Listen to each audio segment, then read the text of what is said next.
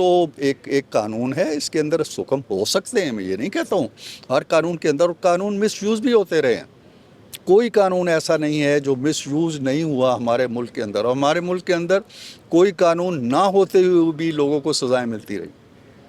तो इसलिए इस कानून की जो स्पिरिट है वो दहशतगर्दी का ख़ात्मा है। हमारा मुल्क जल रहा है एक आग के अंदर, उस आग के ऊपर पानी डालने में हमारी मदद करें। रोज़ 200 आदमी मर जाते हैं, हमारे जवान शहीद हो जाते हैं, हमारी पुलिस के लोग शहीद हो रहे हैं, फ़ौजी लोग रोज़ मरते हैं।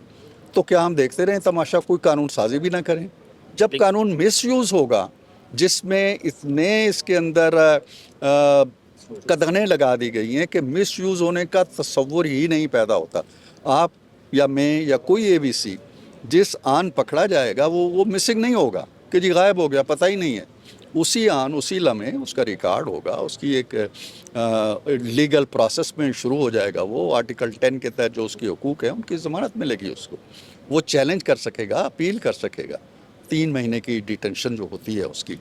तो सो इस पे ह्यू एंड क्राई की कोई ज़रूरत नहीं। मुल्क की कैफियत को देखें, और दुनिया का कोई मुल्क बताएं जहाँ इस तरह के कवानीन नहीं है। दुनिया के सबसे बड़े जमहूरी मुल्कों के अंदर इससे ज़्यादा सख्त कवानीन है। दहशतगर्दी को कोई बर्दाश्त नहीं करता। तो ये अपोजिशन को खुद खतरा है कि किधर हमें इस तरह इस नहीं, कानून के तहत उन्हें जैसे खुद आपको खतरा इसलिए है कि वो जो कुछ करते रहे हैं वो ये समझते हैं कि वो फसल अब शायद पक चुकी है और हमारे साथ वो होने वाला है। हम ऐसा नहीं करेंगे।